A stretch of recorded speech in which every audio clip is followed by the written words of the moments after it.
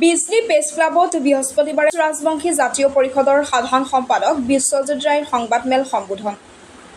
অসম বিধানসভাৰ চলিত অধিৱেশনক সমালোচনা কৰি সংবাদমেলত বিশ্বজিৎ ৰায়ে কয়, বিধানসভাৰ মজিয়াত ৰাজ্যখনৰ মূল ইছ্যু আলোচনা কৰাত শাসক বিৰোধী ব্যৰ্থ হৈছে। মূল ইছ্যুৰ পৰিৱৰ্তে বিধানসভাৰ মজিয়াত USTM, হিন্দু মুছলমান, ওজনলৈ মিয়াক যাবলৈ দিয়া নহ'ব আদি ইছ্যুসমূহে বিধানসভাত আলোচিত হৈছে। তেখেতে আৰু কয়, কোচ ৰাজবংশীকে ধৰি 6 জনগোষ্ঠীৰ জনজাতিকৰণৰ ইছ্যু মুখ্যমন্ত্ৰী ডক্টৰ হিমন্ত বিশ্ব শৰ্মাই ইচ্ছাকৃতভাৱে এৰাই চলিছে। বিজলী প্ৰেছ ক্লাবত বৃহস্পতিবাৰে দিনৰ 1 বজাত কোচ ৰাজবংশী জাতীয় পৰিষদৰ সাধাৰণ সম্পাদক বিশ্বজিৎ ৰায়ৰ সংবাদমেল সম্বোধন।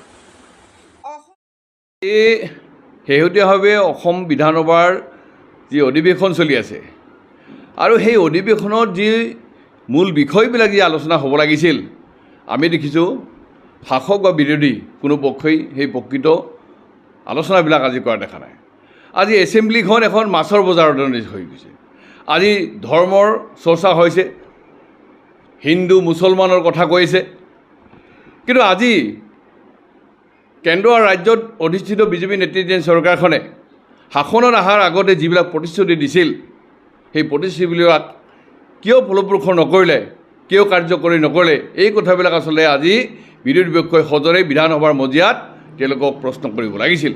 কিন্তু তাকে নকৰি তেওঁলোকে মেঘালয়ত থকা USTM, আজি হিন্দু মুছলমান, উজনিত নামনি অসমৰ মিয়াক যাব নিদিব, এই ধৰণৰ কথাবিলাক লৈ আজি বিধানসভাত তেওঁলোকে আজি সৰব ভূমিকা পালন কৰি আছে।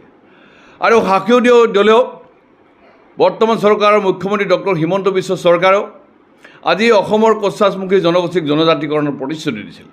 আৰু সেই কথাটো যেতিয়াই উত্থাপন হ'ল, আজি মুখ্যমন্ত্ৰী মহোদয়ে কংগ্ৰেছলৈকে গা ঠেলি দি, বলটো ঠেলি দি সেই ইছ্যুটোৰ পৰা ডাইভাৰ্ট কৰিবৰ কাৰণে আজি বানপানীৰ সমস্যাটোৰ কথা ক'লে, আজি USTMৰ কথা ক'লে, আৰু উজনি নামনিৰ যি মিয়া সেইসকলক থাকিব নিদিব বুলি ক'লে। এই ধৰণৰ কথাবিলাকৰ জৰিয়তে তেওঁ কোচ ৰাজবংশী জনগোষ্ঠীক যি সমস্যা সমাধানৰ কথা যিবিলাক কৈছিল, এই কথাবিলাক তেওঁ পাহৰি পেলালে। আৰু দুৰ্ভাগ্যজনক কথা যে আজি এই কথাবিলাক বিৰোধী পক্ষই যিদৰে ষ্ট্ৰংলি ক'ব লাগিছিল যে 2019 চনৰ 9 তাৰিখে কেন্দ্ৰত থকা বিজেপি চৰকাৰখনে জনজাতিকৰণৰ বিধেয়ক উত্থাপন কৰিছিল, কিন্তু আজিলৈকে গৃহীত নকৰিলে। কি কাৰণত নকৰিলে, এই কথাবিলাক বিৰোধী পক্ষই নিশ্চয় আজি প্ৰশ্ন কৰিব লাগিছিল।